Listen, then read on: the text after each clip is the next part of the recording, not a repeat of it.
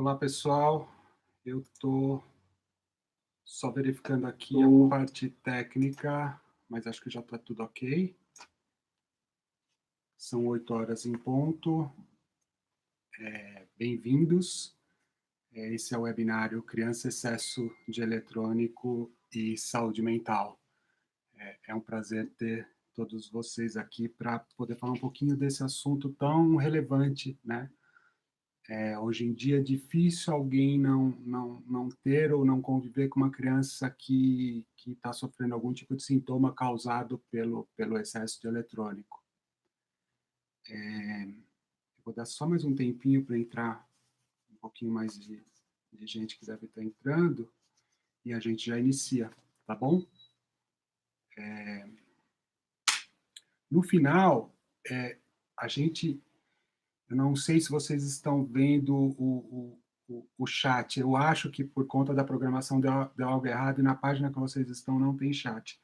Se não tiver, se vocês tiverem alguma dúvida ou quiserem conversar ou falar sobre algum aspecto específico, é só mandar um e-mail para privatopsicólogo@terra que eu vou respondendo durante a semana conforme for possível. Tá bom? Eu estou recebendo informação aqui que não tem chat mesmo. Deve ter sido algum problema na hora de fazer a programação. Mas vamos seguir sem chat. Eu vou começar falando um pouquinho de... Há muitos anos atrás, quando eu me formei, no último ano de faculdade, a gente trabalhava na clínica escola, que é uma experiência de atendimento dentro da própria universidade. E no meu primeiro atendimento à criança, foi meu primeiro atendimento, a gente atendia em umas salas que elas eram utilizadas como sala de aula também, além de sala de atendimento, né? Então era como uma sala de aula, tinha algumas carteiras, algumas mesas e uma mesa de um professor.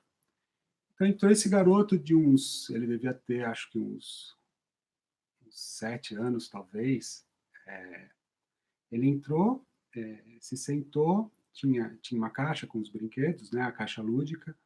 E eu disse para ele que ele poderia fazer o que ele quisesse, ele poderia explorar a sala e os objetos, desde que ele não se colocasse em risco ou me colocasse em risco.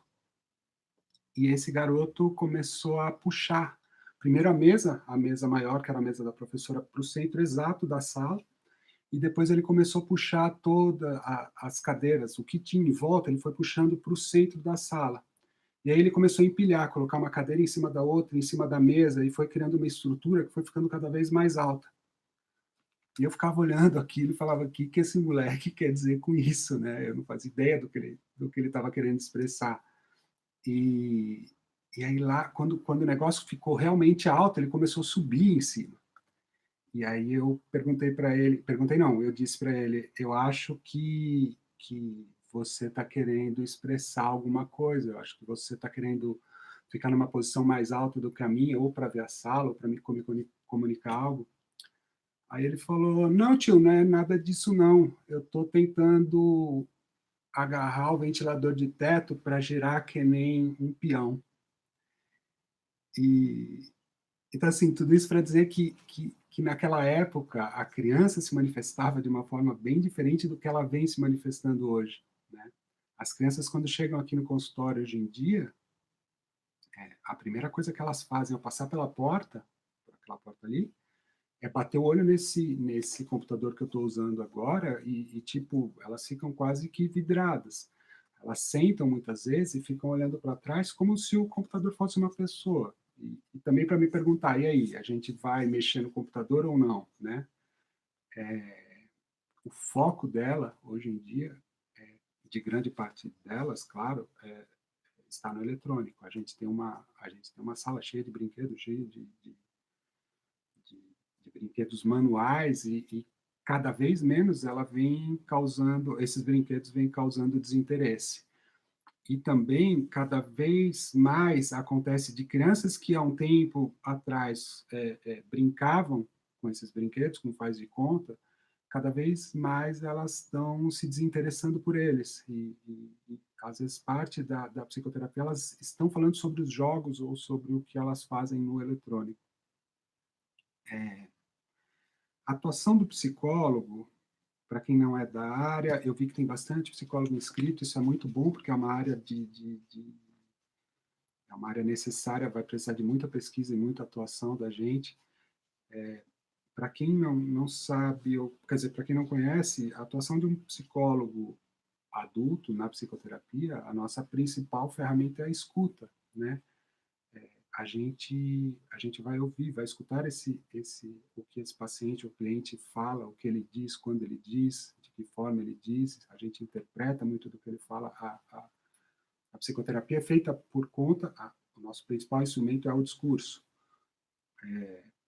Na psicoterapia infantil, como a criança ainda não se expressa tão bem verbalmente, pela fala, a gente analisa o brincar, a gente analisa a brincadeira, né? Como a criança brinca, com o que ela brinca, que brinquedo ela escolhe, que papel tem esse brinquedo, como ela reage quando ganha, quando perde, as histórias que ela conta quando ela está se projetando, em geral ela se projeta nessa brincadeira. E aí o que vem acontecendo é que a forma como a criança brincava, ela vem se transformando de uma forma muito rápida, né? A forma como ela brincava, ela está deixando de existir, está entrando de uma forma muito rápida essa nova brincadeira, que é a brincadeira com o eletrônico. Então, se a gente pensar que a criança, provavelmente na Idade Média, pegava um pedaço de pau e fingia que era uma espada, né? Hoje em dia, cada vez mais, esse tipo de brincadeira de faz de conta, que a gente chama de brincadeira simbólica, vai tendo um papel. As crianças estão acostumadas com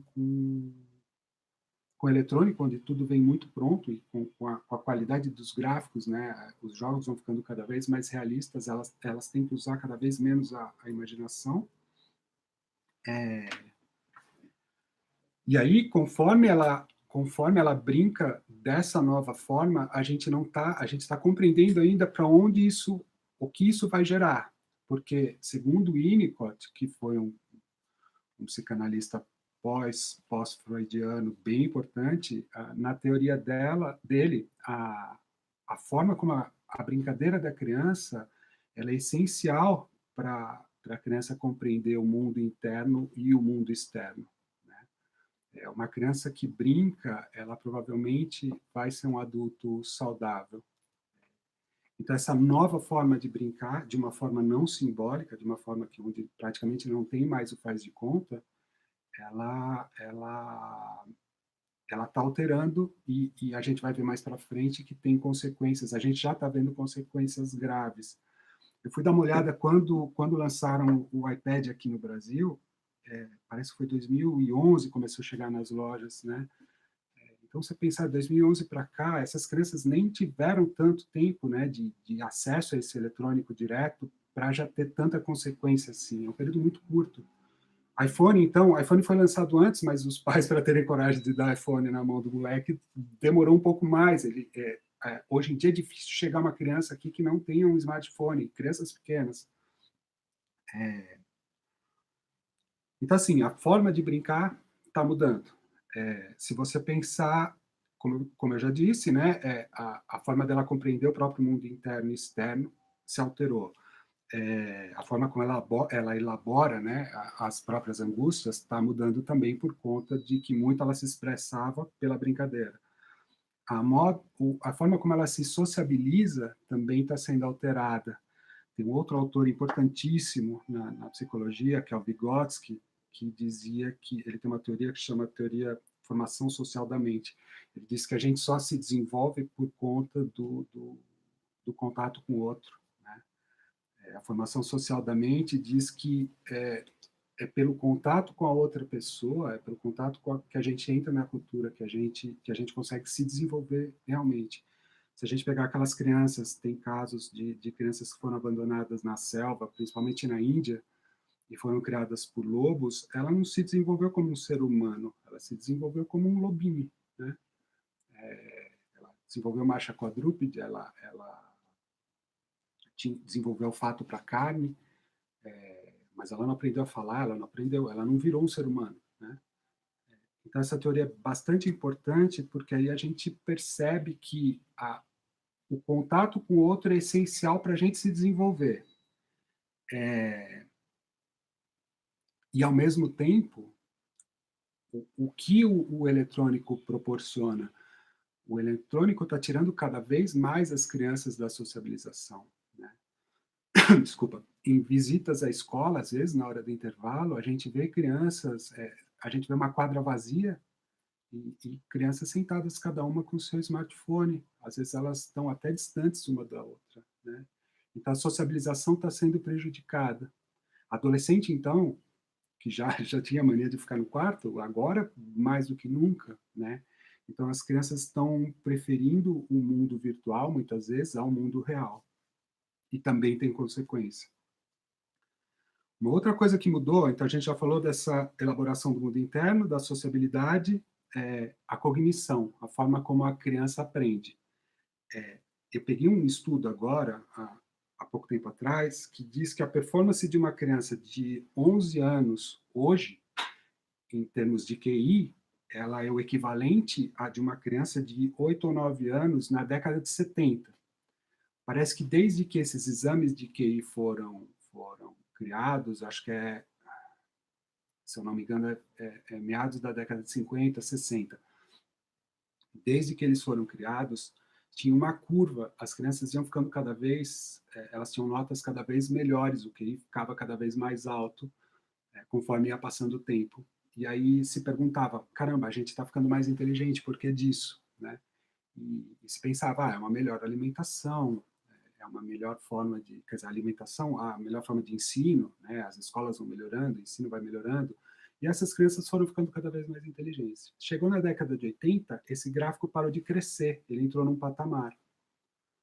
E aí todo mundo começou a se perguntar, os psicólogos começaram a se perguntar, o que está acontecendo? Por que será que parou? E muitos atribuíram isso ao auge da TV.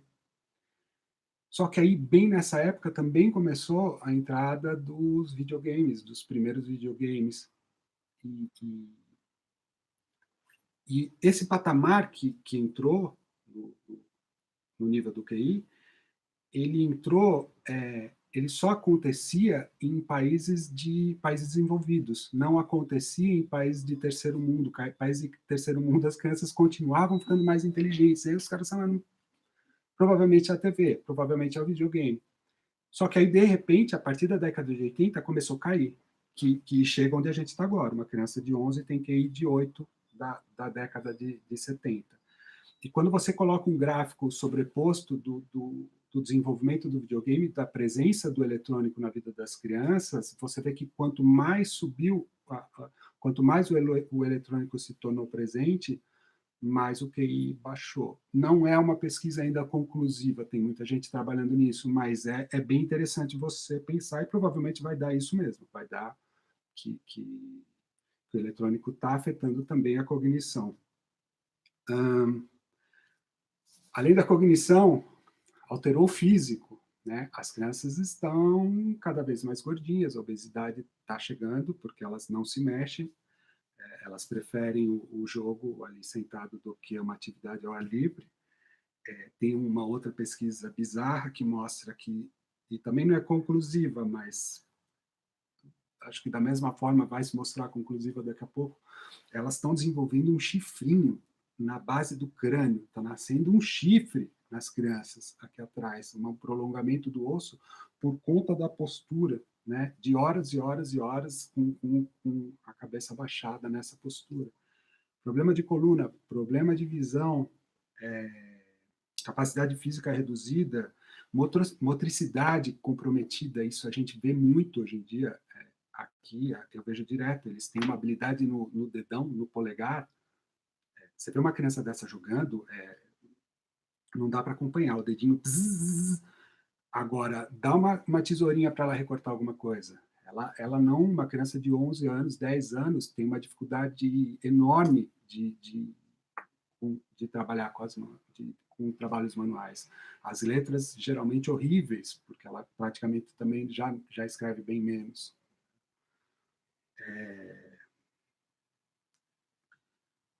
Voltando um pouco à sociabilização, esqueci de falar, né? Tem vários casos de relatos de crianças que vão para resorts, ou mesmo esses próprios apartamentos hoje, desses prédios que tem tudo, tudo no sentido é quase um clube, né? Tem piscina, tem quadra, e muitas vezes vazios, porque as crianças preferem ficar no quarto jogando, né? Do que sociabilizar ou do que fazer uma atividade ao ar livre. Então,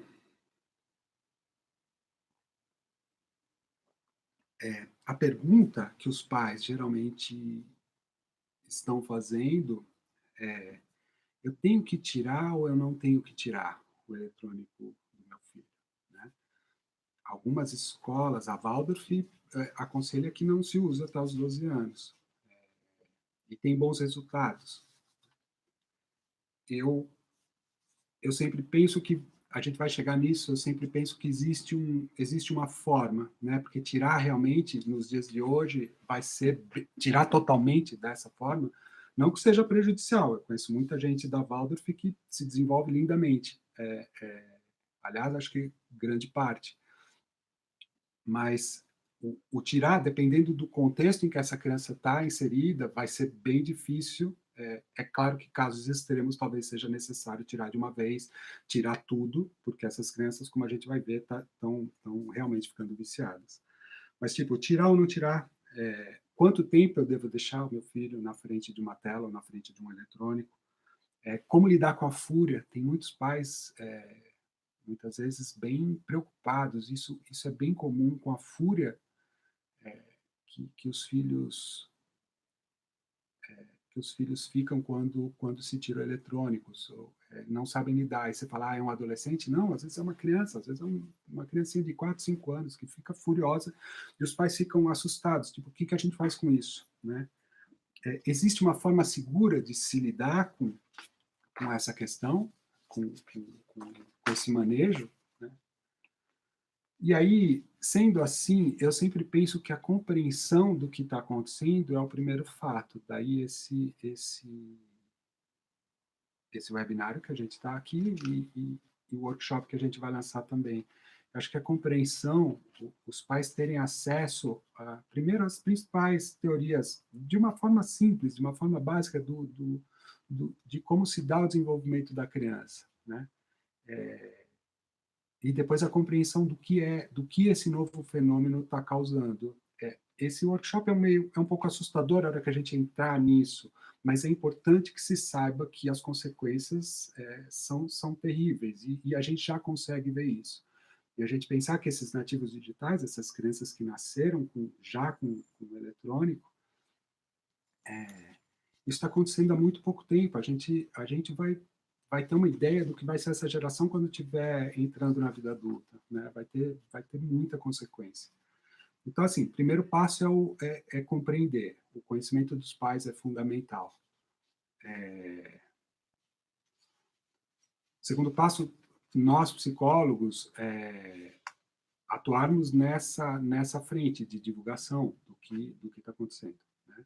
E o segundo passo é a intervenção. A intervenção, ela pode ser uma orientação que vai partir de um profissional que a gente chama, pode ser um psicólogo, um psiquiatra, às vezes o próprio pediatra, e a intervenção do dia a dia, que essa não tem como, essa tem que ser feita pelos pais, por isso que a educação dos pais é tão importante. O manejo em casa, só os pais vão poder fazer, né? O profissional que está fora, o profissional vai ter o controle, de certa forma, dentro desse setting terapêutico, mas a orientação aos pais de como agir em casa é essencial. E aí entra uma questão importante, que é a intervenção precoce. Eu penso que a intervenção ela tem que ser feita do 0 aos 12 anos. Por quê? Porque ela é muito mais eficaz nessa faixa etária. E digo 0 porque outro dia eu vi uma psicanalista bem conhecida falando sobre um caso de uma mãe que acoplou o celular no sutiã para a criança recém-nascida poder ser amamentada assistindo um desenho, né? Então, você pegar algumas teorias de psicologia que diz que que a criança precisa desse reflexo no olhar da mãe para se constituir, a criança está olhando para uma tela. O que vai ser dessa criança? Como ela vai se desenvolver? Então, do 0 aos 11, 12 anos, é a faixa ideal para a gente fazer alguma coisa, para a gente intervir. Não que não seja possível intervir depois que chegar na adolescência, só que vai ser muito, muito, muito mais difícil. A gente sabe, adolescente não é, adolescente já não é muito fácil. Um adolescente compulsivo por eletrônico vai ser bem mais difícil. E também, principalmente, porque uma criança do 0 aos 12, a gente diz que, em geral, ela quer agradar os pais. A expectativa dos pais é muito importante. E o adolescente não. O adolescente quer ele quer agradar os pares, ele quer agradar os outros adolescentes. Né? Ele precisa pertencer a uma tribo. Né? Então, enquanto ele quer agradar os pais, fica muito mais fácil vocês fazerem alguma coisa nessa fase. Né? Eu vou falar sobre alguns dados preocupantes. Atualmente, 1/3 das crianças aprendeu a usar um smartphone antes de aprender a andar e antes de aprender a falar. 1/3. Um estudo mostrou que hoje uma criança com 7 anos, ela passou um ano inteiro na frente de uma tela. Uma pesquisa da Viacom de 2017 diz que as crianças brasileiras elas passam 50% mais do tempo na internet do que as crianças do resto do mundo. Na região do Sul, 93% das crianças têm acesso à internet e no Nordeste, 77%, no Norte e Nordeste. Essa pesquisa é de 2017, então eu acredito que esses números já subiram. No Norte e Nordeste deve ter subido e na região Sul também.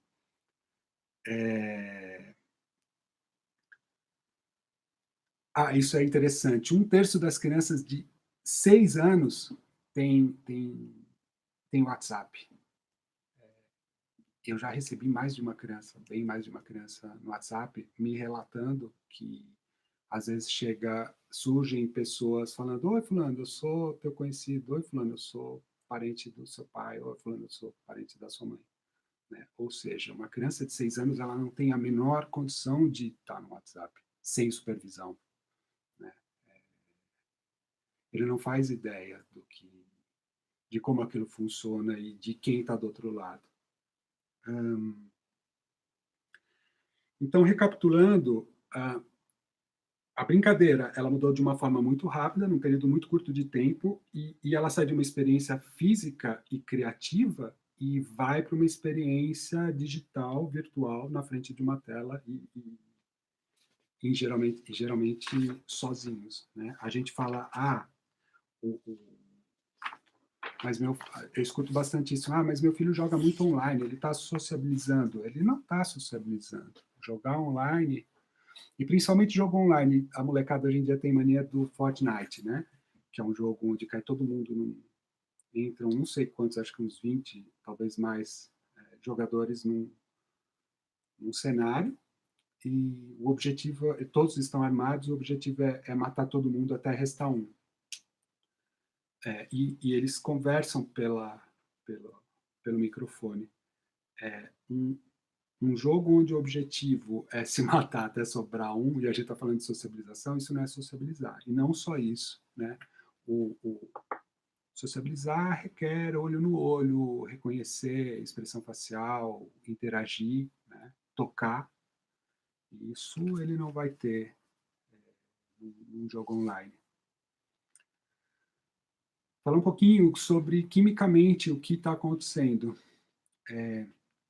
Cientistas descobriram que jogar libera dopamina no cérebro numa quantidade alta. E a dopamina é uma substância do prazer, é a substância que nos dá aquela sensação de prazer de, opa, eu quero de novo. O estudo mostrou que a quantidade de dopamina liberada no cérebro por um jogo é a mesma quantidade que se libera quando a pessoa toma anfetamina ou até mesmo a Ritalina. Então, a gente está dando um jogo para uma criança de 0 a 12 anos, e ela está recebendo uma quantidade, ela está produzindo uma quantidade de dopamina, liberando uma quantidade de dopamina equivalente a do que se ela estivesse sendo medicada ou de que ela estivesse usando algum tipo de anfetamina. A atração dela pela tela, pelo jogo, é a mesma de um usuário de cocaína. Da mesma forma, com o tempo, essa liberação da dopamina, nessa quantidade, ela deixa de fazer efeito e a criança vai precisando jogar cada vez mais. Então, o que acontece sai dessa liberação de dopamina para o vício. Por isso que elas se comportam como viciadas, né? Por isso, quando você tira o eletrônico de uma criança, muitas vezes ela tem um ataque de fúria, porque ela está viciada, né? Tem autores que divergem disso, falam, não, é uma compulsão, não é um vício. Eu penso que é um vício. Você vê, muitas vezes, o comportamento é muito parecido com o de um usuário de droga. E tudo isso para falar, você é contra jogo? Não, eu não sou contra jogo. Acho que tem jogos incríveis, tem jogos divertidos. Eu jogo de vez em quando, me divirto. Mas eu sou um adulto, né? Um adolescente também. O adolescente já tem, o cérebro já está, não para jogar nessa quantidade de tempo, né? 17 horas na frente de uma tela, como às vezes eles ficam, ou mais, mas ele já tem mais recurso para lidar com isso do que uma criança pequena. Uma criança pequena, o cérebro está se desenvolvendo, ele não tem estrutura nem emocional nem física para aguentar essa quantidade de informação e de química. Além da dopamina, dá um pico na liberação de adrenalina também. Então a criança fica naquele estado que a gente chama que é de lutar ou fugir. Então ela fica o tempo inteiro tensa e como se ela precisasse lutar ou fugir a qualquer momento. A gente observa esse tipo de comportamento em crianças que estão passando por situações de crise, que moram numa família desestruturada ou violenta. Esse estado de lutar ou fugir é observado antes dos eletrônicos, era muito observado em famílias desestruturadas ou situações de regiões com conflitos. Essas crianças tinham esse aspecto. Hoje em dia, elas têm esse aspecto. Outro dia eu vi que até aquele jogo, como chama? Dos bloquinhos. Caramba, esqueci.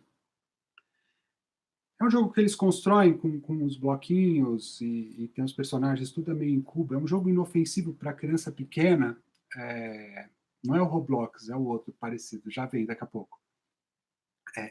Libera adrenalina, porque em alguns momentos ela entra em algum tipo de conflito no jogo, e já pesquisaram que há uma liberação de adrenalina também num jogo como esse, que é inofensivo.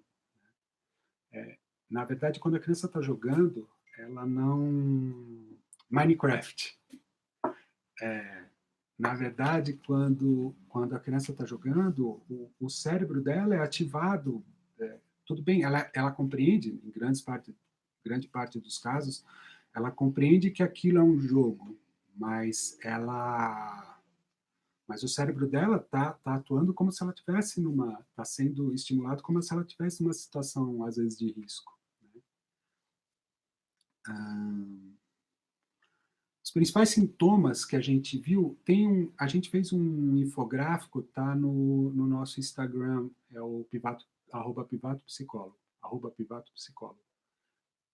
Sobre os principais, é uma ilustração com os principais sintomas do excesso de eletrônico, que vale a pena conferir e muitas vezes até perceber em quais deles o seu filho apresenta.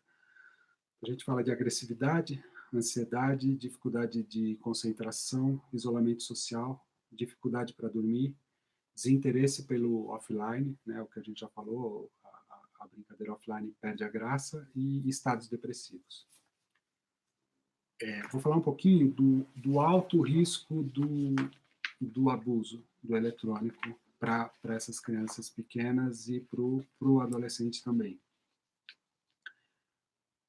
Já se observou que o excesso de eletrônico ele desperta gatilhos. Não significa que, se meu filho jogar demais, ele vai desenvolver isso tudo que eu vou falar agora. Mas significa que quem tiver predisposição, ele pode ele pode desenvolver. Você potencializa muito o risco de desenvolver essas situações, esses casos que eu vou falar agora. O primeiro é a psicose. Ele ativa gatilho para quem tiver uma predisposição genética, principalmente, mas o excesso de eletrônico na infância e adolescência ativa um gatilho para bipolaridade e para esquizofrenia. Da mesma forma que maconha, também já tem estudos bem conclusivos a esse respeito. Maconha, num período até acho que os 20 anos, crianças que começam a utilizar maconha de forma intensa, muito rápida, ela desenvolve, existe esse gatilho para desenvolver, se ela tiver predisposição para desenvolver algum tipo de psicose, como esquizofrenia ou bipolaridade. Crianças autistas, que muitas vezes são submetidas a um uso intenso de eletrônicos, elas tendem a regredir. É claro que tem tratamentos de autismo que são feitos, são controlados com aplicativos feitos para aquilo. Então, isso é um caso específico. Eles são desenvolvidos para essas crianças. Todo o resto, você colocar, muitas vezes é responsável por um atraso de linguagem e sociabilização, que para uma criança autista já é uma questão, eles acabam regredindo bastante também na sociabilização. Funções intelectuais, como a gente falou, a questão do QI, né? Então, limita potencial de leitura, limita potencial de matemática e pode causar imaturidade socioemocional. A gente também já está ouvindo bastante sobre isso, as crianças cada vez mais velhas com muita dificuldade em compreensão de texto, né, e está afetando tudo, porque muitas vezes ela não consegue compreender o enunciado de um problema de matemática. Né? Leem pouco, né, cada vez menos, o livro está perdendo a função, então as crianças estão lendo pouco e também está afetando isso.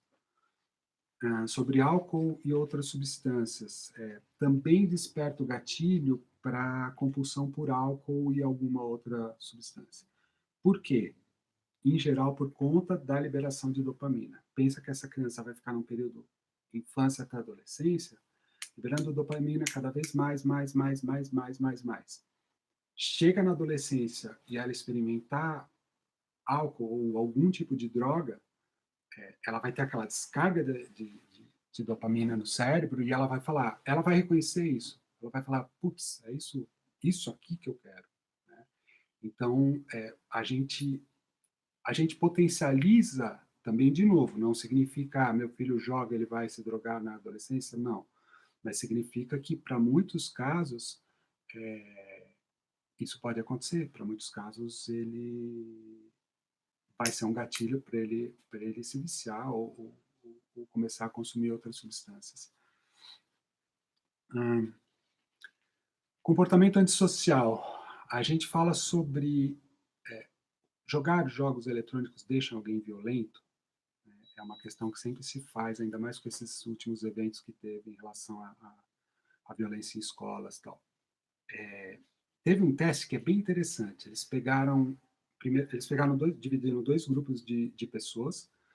O primeiro grupo plugaram um monte de instrumentos, cérebro na cabeça, medindo pressão, medindo batimento cardíaco, medindo sudorese, e colocaram na frente deles uma tela passando vídeos violentos reais. Então ela assistiu, acho que 15 ou 20 minutos de vídeos de violência real, e tudo isso era medido, né? O quanto isso alterava a pessoa, o quão mais emocionada ela ficava em ver aquela situação de violência, mais alterada ela ficava, e eles mediam.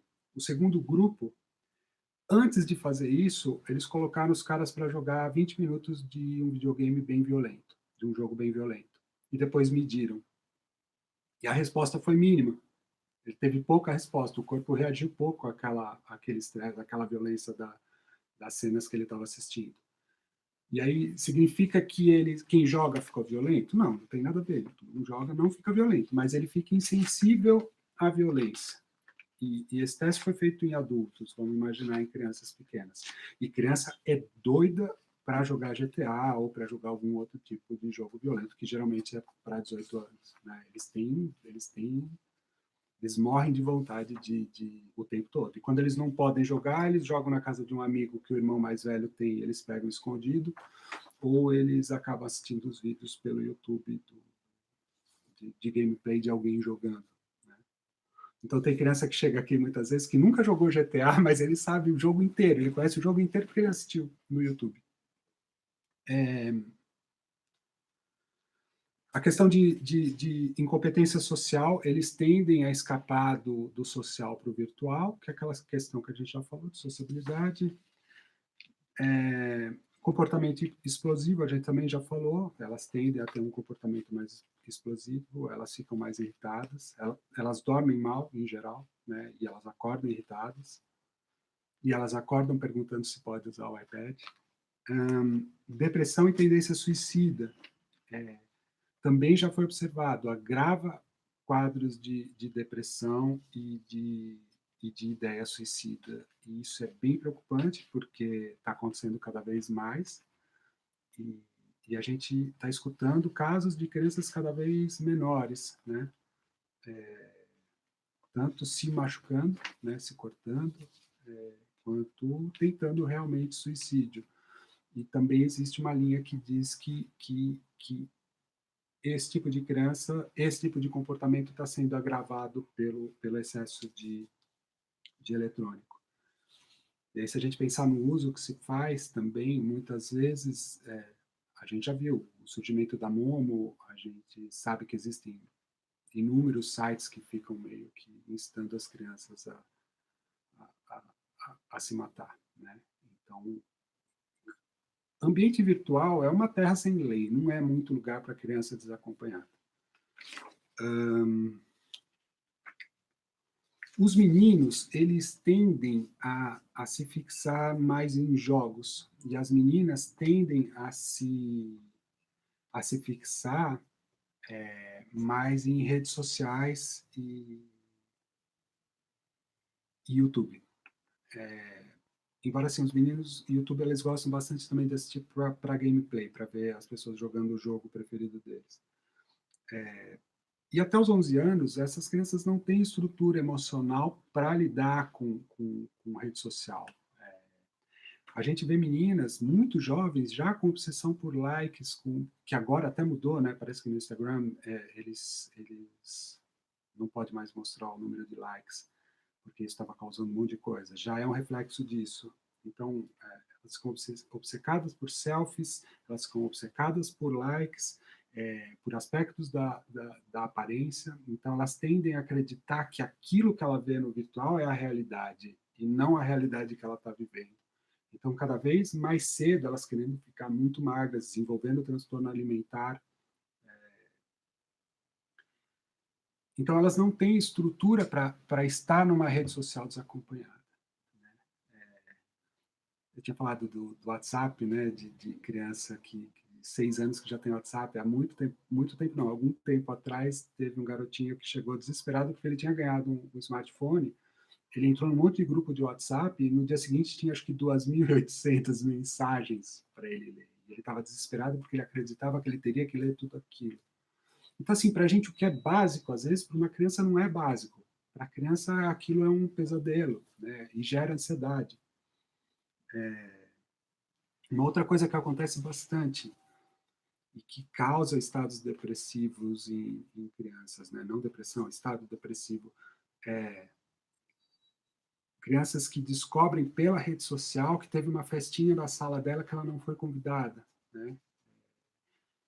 E muitas vezes por inúmeros motivos, às vezes os pais não vão convidar realmente a sala inteira, até por uma questão de custo, né? E aí no dia seguinte ela vê lá que teve uma festa que ela não foi convidada e ela se sente mal pra caramba com aquilo.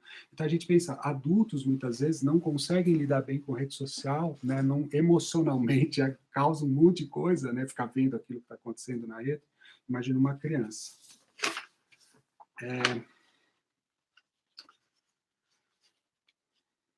Então a questão é, a criança quando nasce, a mãe apresenta o mundo para essa criança. Né? A gente aprende as regras do mundo, a gente entra na cultura a partir dessa exposição da mãe gradual, com frustração no meio, a apresentação dessa criança para o mundo, do mundo para a criança, perdão. E essas crianças de hoje, com esse excesso de eletrônico, parece que elas estão compreendendo que o mundo real é o virtual e não o mundo que a gente vive, que as regras de convivência são as do mundo virtual e não as do mundo real. Segurança na internet é um assunto que a gente vai ter que fazer uma outra live a respeito, porque é bem intenso, mas só para falar um pouco, às vezes a gente acha que o ambiente, mas eu sei onde ele está, eu sei onde ele está navegando e ele está seguro. Tem uma psiquiatra, eu não sei se ela é psiquiatra ou psicóloga, inglesa, que conta um caso de um paciente que chegou para ela, que era um garotinho, eu acho que de 11 anos, e ele jogava esses jogos online, e aí nesses jogos muitas vezes eles conversam um com o outro, e ele conheceu um garoto que estava sempre jogando lá, e eles começaram a marcar, vamos jogar amanhã de novo, tal horas, eles entravam e jogavam, e eles ficaram nesse relacionamento durante meses, conversando enquanto jogavam, rindo, se divertindo e combinando de jogar outras vezes. Com o tempo eles começaram a conversar, provavelmente por WhatsApp, e começaram a contar a vida de um para o outro e tal. E aparentemente ela não deixa muito claro, mas em algum ponto parece que ou eles trocaram informações mais íntimas, ou eles trocaram fotos íntimas, alguma coisa assim, mas logo depois disso, esse garoto com quem ele conversava falou, vamos abrir câmera, a gente nunca se viu. E eles abriram câmera, e era um cara de 50 anos que estava conversando com ele, não era outra criança. E aí ele falou assim, é o seguinte, eu sei onde você mora, eu sei onde seu pai trabalha, eu sei onde sua mãe trabalha, e se daqui para frente você não fizer o que eu mandar, eu vou matar a sua família inteira. E ele começou a fazer um monte de exigência para essa criança, que foi ficando cada vez mais deprimida, cada vez mais fechada, praticamente paranoica. Ela não queria mais sair de casa, ela estava o tempo todo tensa. Esse cara chegava ao ponto de passar na porta da escola, e a gente está falando de Inglaterra, passava na porta da escola com o vidro abaixado, olhando para a criança na hora da saída, do tipo, eu sei onde você está. E, por sorte, essa psicóloga fez um trabalho incrível e conseguiu tirar isso da criança, e a polícia montou um cerco e pegou o cara. E aí, a hora que pegaram o cara, ele estava fazendo isso com mais de 50 crianças da mesma escola, só da mesma escola. Então, assim, de novo, a internet é uma terra sem lei, né? A criança pequena não tem que estar na internet desacompanhada.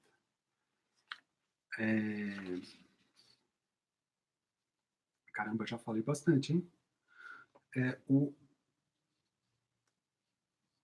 De uns anos para cá, eu comecei a me deparar com esses sintomas que vinham acontecendo de uma forma muito, muito gradual, né? Esses sintomas e essa forma dessas crianças funcionarem estava ficando muito igual.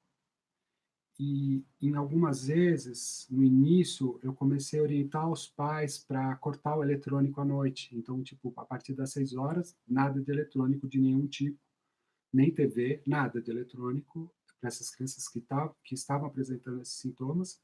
E a gente pedia para a mãe trocar isso por 20 minutos de leitura na cama com a criança, com crianças pequenas, né?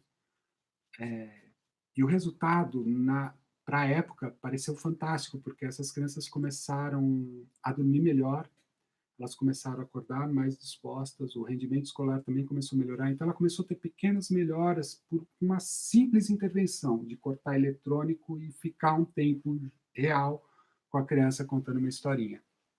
Tem a questão do hormônio, que eu também não falei, desequilíbrio hormônio.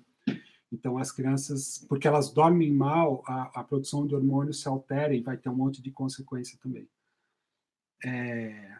Hoje em dia, é difícil chegar alguma criança aqui que não tenha alguma questão relacionada a esse abuso de eletrônico. E aí, nisso, eu comecei a pesquisar o que outros psicólogos, psiquiatras, psicanalistas de outros lugares do mundo estavam fazendo a respeito disso, principalmente na Ásia, porque o negócio na Ásia está muito feio. eles realmente, as crianças e adolescentes de lá, eles realmente já têm um número de clínicas para reabilitação só de abuso de vício em eletrônico, é uma coisa brutal, ela vai crescendo mês a mês. A gente ouvia há anos atrás eles contando casos de adolescentes que ficavam jogando no quarto e pedindo comida no quarto, eles não saíam mais do quarto e chega um ponto que eles não saem nem para fazer cocô. Eles fazem cocô na caixa da comida que ele pediu para chegar para ele pelo iFood deles lá. Isso, na época, a gente ficou todo mundo assim, nossa, chegou nesse ponto. Só que casos assim já tem aqui. Hoje em dia a gente escuta de casos exatamente assim aqui no Brasil. Então já está acontecendo aqui também. E aí eu comecei a pesquisar o que esses profissionais, como eles estavam atuando lá fora. E eu também comecei a experimentar algumas técnicas aqui no consultório. E eu cheguei ao ponto que mais me agrada, que é alterar a forma como a criança usa, mudando essa forma. A gente pensa que a criança usa o eletrônico atualmente, essas crianças que abusam, claro, de uma forma passiva. Ela ficar sentada na frente de um YouTube assistindo alguém jogando, ela só está recebendo, ela não está desenvolvendo nada, né? Ela está lá passivamente na frente de uma tela. Mas a internet, os jogos, o uso do eletrônico, às vezes ele pode ser muito produtivo também. Então, se a criança usar, por exemplo, o YouTube para aprender a fazer um origami, ela vai desenvolver motricidade, ela vai desenvolver geometria, ela vai desenvolver visão espacial, ela vai desenvolver a própria abstração, né, daquela forma a representar um gatinho, por exemplo. Então, ela está desenvolvendo muita coisa e ela está fazendo um uso ativo do eletrônico, né? Então, a solução, nesse ponto, eu penso que é exatamente essa, é a criança utilizar o eletrônico de uma forma ativa e criativa. E aí a gente precisa de um método para transformar aquela forma como a criança vem usando para essa forma. E aí eu experimentei 3 coisas. Na primeira, a retirada total, como casos mais graves, como alguns profissionais atuam em casos mais graves, que isso é preciso, é cortar total. Eles retiram totalmente qualquer tipo de eletrônico da casa, às vezes. Tem casos que eles trancam tudo dentro de um cofre para a criança não usar. Retirar tudo não funcionou na maioria dos casos, pelo menos. Eu estou dizendo obviamente, da minha experiência, né? Por que não funcionou? Porque às vezes a criança ficava com uma babá, ou ficava com uma avó que em algum momento trazia o eletrônico, ou porque na escola que ela estuda o eletrônico é permitido, então ela vai ter que fazer lição no iPad. Me pareceu muito drástico por conta da evolução e por conta de para onde a gente está indo, né, como sociedade. O eletrônico vai estar presente cada vez mais. Não, você também cortar totalmente, embora eu acredite muito na forma que a Waldorf trabalha, mas eu penso que para todo o resto, para quem não está nesse formato, é muito difícil essa retirada total, e eu não vi na minha experiência, eu não vi grande resultado. O outro era crianças que já eram crianças muito criativas, usando dessa forma mais ativa, que eu falei, ativa e criativa o tempo todo, só que sem limite de tempo. Elas desenvolviam os mesmos sintomas de quem usava daquela outra forma, da forma solta. Então, mesmo usando criativamente sem limite de tempo, ela se vicia, ela só quer saber do eletrônico, ela perde interesse por todo o resto. Então, também não funcionou.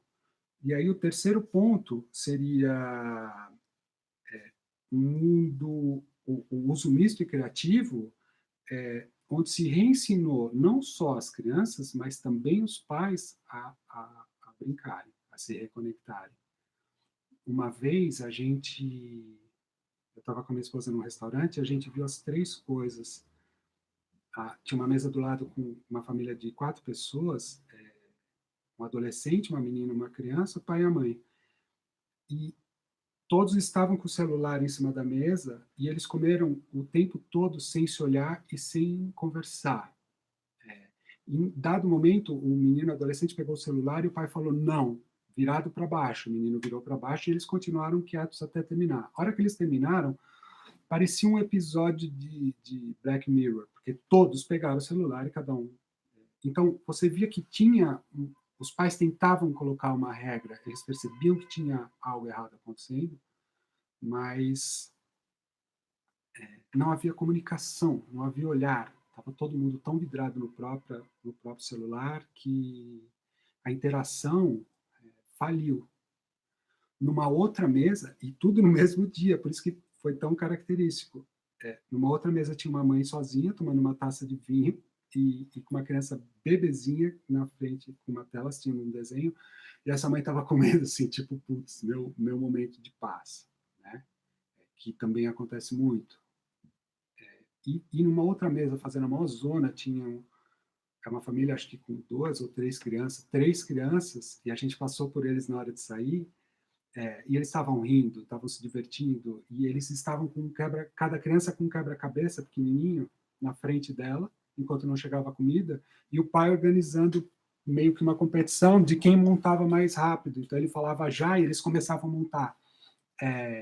E eles estavam com as bochechinhas coradas, eles estavam rindo, eles estavam se olhando, eles estavam trocando. Então nesse dia ficou muito nítido que não só essa, para mim, é a solução, é uma interação real dos pais de uma forma criativa, como também que os pais desaprenderam a brincar com a criança. A família da mesa que não interagia, você vê que isso é real. O eletrônico também nos afeta como adultos, né?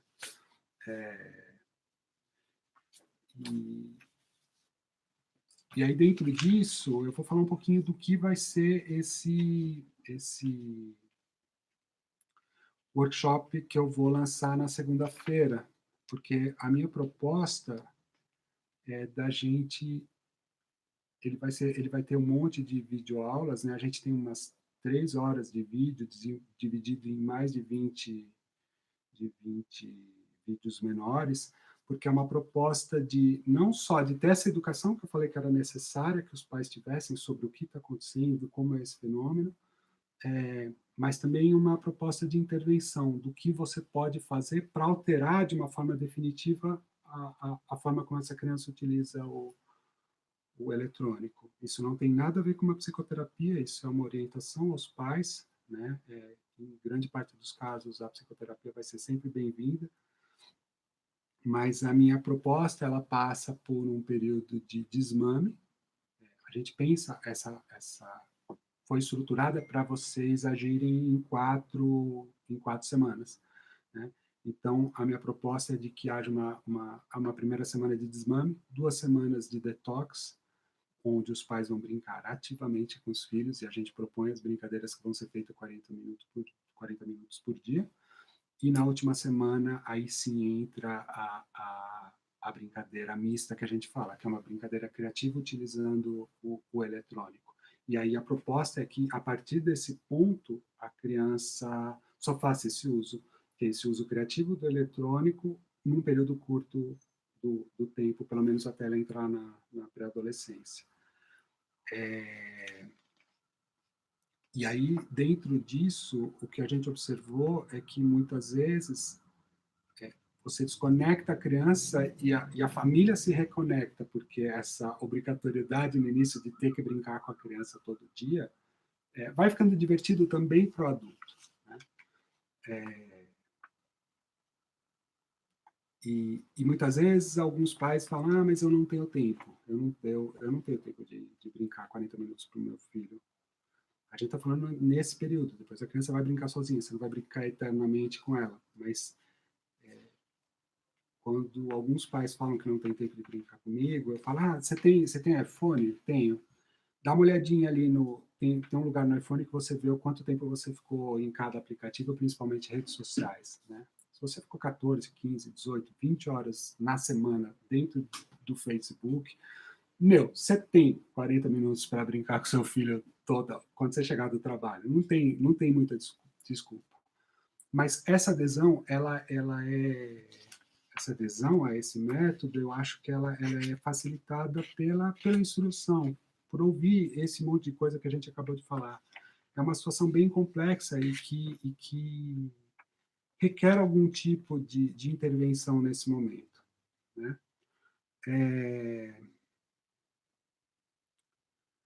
Eu vou abrir a primeira turma desse workshop, vai abrir na segunda-feira, às 8 horas da manhã. Mas nessa página que vocês estão, a gente decidiu abrir antes para quem participasse do webinário, como a gente tem um número limitado de vagas para essa primeira turma, a gente já abriu. Então, para quem estiver assistindo esse vídeo nesses próximos 2 dias, porque a gente depois vai enviar para todo mundo que não pôde vir por e-mail, acho que amanhã a gente já envia o link do vídeo.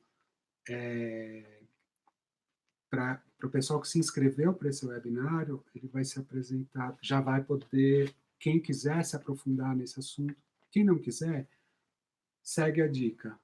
Encontrar um equilíbrio nisso, de você poder brincar, ir tirando eletrônico e colocando a sua presença na vida dessa criança e brincar de forma offline é o primeiro passo. A resposta da criança é imediata. Você vai ver, quer dizer, imediata também para a parte ruim, que a primeira semana eles ficam bem tensos, mas depois disso é gradual a melhora.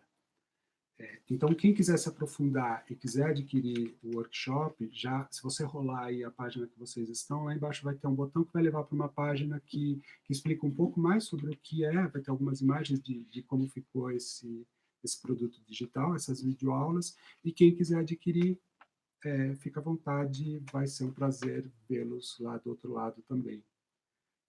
A gente continua sem chat, né? Então, assim, eu acho que a gente pode... Quem tiver alguma dúvida, fique à vontade, é só me mandar pode me mandar por e-mail para o privatopsicólogo@terra. Eu vou respondendo todas as questões ou dúvidas que tiverem a respeito. Um outro recado que eu queria dar. Hoje às 9h30, na Discovery Kids, a minha esposa é roteirista de desenho animado, né? Estreia é um desenho que ela criou, uma série que ela criou e foi desenvolvida em parceria com a TV Pinguim. Vai chamar Charlie, o Entrevistador de Coisas. É um programa de talk show que o Charlie é um carneiro que entrevista coisas. Então, ele entrevista objetos. É bem criativo para criança pequena, é bem divertido. Estreia hoje às 9h30 e depois entra na programação da Discovery. Então, quem quiser assistir, vale a pena. É bem divertido e bem legal. Bom, eu me despeço por aqui. Muito obrigado por estarem presentes, para ouvir esse tipo de assunto, que às vezes não é tão fácil, mas que é essencial para a gente compreender esse novo fenômeno e poder intervir de uma forma correta. Tá bom? Então, grande abraço a todos. Qualquer dúvida, é só entrar em contato pelo e-mail que eu passei. Tá bom? Amanhã eu mando para todos os e-mails o link desse webinário. Tá bom? Tchau, tchau, gente. Muito obrigado.